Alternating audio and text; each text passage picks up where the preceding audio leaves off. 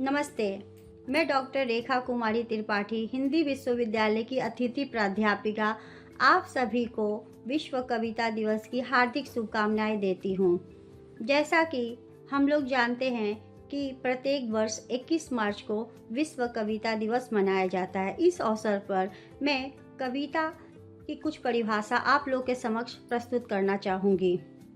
कविता मन के भाव, अनुभूतियों और कल्पनाओं की कलात्मक एवं संगीतमय अभिव्यक्ति है, जो शब्दों के माध्यम से पाठक के हृदय को छूती है। यह साहित्य की सबसे प्राचीन विधा है, जिसमें लय, छंद और सौंदर्य के द्वारा मानवीय संवेदनाओं को संक्षिप्त और प्रभावी रूप में प्रस्तुत किया जाता है। कविता के बारे में विभिन्न विद्वानों ने अपने मत भी दिए हैं। आचार्य रामचंद्र शुक्ल कहते हैं कि कविता हृदय की मुक्ति की साधना के लिए मनुष्य की वाणी जो शब्द विधान करती आई है, उसे कविता कहते हैं। आचार्य हजारी प्रसाद द्विवेदी जी कहते हैं कि कविता लोक प्रचलित अर्थ वो वाक्य है जिसमें भावावेश हो, कल्पना हो, पद लालित्य हो और प्रयोजन की सीमा खत्म हो चुकी हो। संस्कृत आचार्य कहते हैं कि शब्दार्थों सहितो काव्यम, अर्थात शब्द और अर्थ का सुंदर सामंजस्य ही काव्य कहलाता है।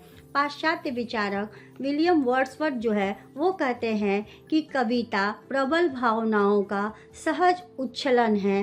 Poetry is the spontaneous overflow of powerful feelings. Michael थ्रियस्टन कहते हैं कि कविता भाषा का वह रूप है जिसमें शब्दों का संयोजन संगीतात्मक, चित्रात्मक और भावात्मक होता है। कविता की कुछ मुख्य विशेषताएं भी होती है कि उसमें भावपूर्णता होना चाहिए, अर्थात मानवीय संवेदनाओं को व्यक्त करती है। सौंदर्य होना चाहिए, मतलब कलात्मक होना चाहिए, इसमें भाषा और शिल्प का सौंदर्य होता है। लय और संगीत होना चाहिए। कविता में गेयता अर्थात गाए जाने योग्य होती है। कल्पना भी होती है, इसमें कवि कल्पना शक्ति का समावेश करता है। कविता केवल शब्दों का समूह नहीं, बल्कि भावनाओं का जीवंत रूप है जो पाठकों को भाव विभोर कर देती है। अर्थात कविता को पढ़कर पाठक जो होता है वो भाव विभोर हो जाता है। इस शुभ अवसर पर मैं हिंदी विश्वविद्यालय की आदरणीय कुलपति प्रोफेसर नंदिनी साहू मैम की एक पुस्तक मेडुसा है, जो कि कविताओं का संग्रह है, उसकी एक बहुत ही प्रसिद्ध कविता मैं आप लोग के समक्ष प्रस्तुत करना चाहूँगी। उसका मैं हिंदी में अनुवाद की हूँ। उसकी एक कविता है द अक्षय पात्र ऑफ जगन्नाथपुरी, उसका अनुवाद मैं हिंदी में की हूँ। उसकी आवृत्ति आज मैं आप लोग के समक्ष प्रस्तुत करना चाहूँगी। जगन्नाथपुरी में अक्षय पात्र अर्थात द अक्षय पात्र इन जगन्नाथपुरी। जिस रसोई में आग की लपटें उठती है, वहाँ अमृत समान स्वादों की मधुर संगीत फूट पड़ता है। शेफ की पसंदीदा सूपाकार के बर्तन और कढ़ाई शुद्ध लजीज व्यंजनों की दुनिया रचते हैं। मिट्टी के बर्तनों को ओढ़े, लकड़ी के कलछुल हाथों में लिए मंदिर के रसोई को पाक कला का नृत्य चैती घोड़ा की तरह निडर और भव्य होता है। सामग्रियाँ आपस में घुल मिल जाती है, मानो एक सुव्यवस्थित संगीत बैंड दूर देश की पारंपरिक भूमि में के व्यंजन रच रहा हो। पर्यावरण के अनुकूल मसालों, हल्दी से लेकर जो सुप्त इंद्रियों को जगाते हैं, उन जड़ी बूटियों तक जो अपनी सुगंधित महक बिखेरते हैं। यहाँ खाना पकाना एक उपहार है, द्रौपदी के उपहार की तरह, सीता के उपहार की तरह, बिना किसी दिखावे के। जीवन के विविध दृष्टिकोण से होकर गुजरने वाली एक यात्रा है। प्रेम का एक सैलाब, हर भोजन में महाप्रसाद का थोड़ा सा संरक्षण, भोजन और पशुधन की एक साझा कहानी, मिट्टी के चूल्हे से पूजा मंडप तक की एक अनोखी यात्रा, भोजन का कभी ना खत्म होने वाला जादू अतुलनीय।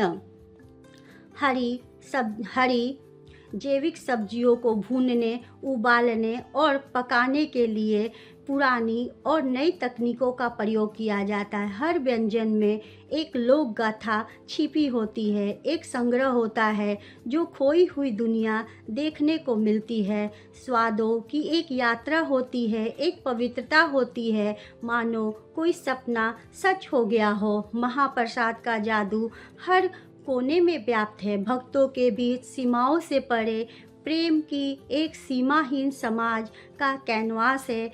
एक ऐसी उत्कृष्ट कृति जो एक रसोई में अद्भुत ढंग से प्रस्तुत की जाती है, जहाँ परंपराएं, संस्कृतियाँ घुल मिल जाती है, फलती फूलती है और स्पंदित होती है, जहाँ प्राचीन ज्ञान, भारतीय ज्ञान प्रणालियाँ हर व्यंजनों में घुल मिल जाती है। पुरानी दुनिया के स्वदेशी उपहार उत्तर से दक्षिण तक, पूर्व से पश्चिम तक फैलने वाले अंतःपाठ्य सपनों का ताना बाना, जरा साबरा की जनजाति और उनके पाक खजाने, यहाँ गुप्त व्यंजनों को पीढ़ी दर पीढ़ी आगे बढ़ाया जाता है।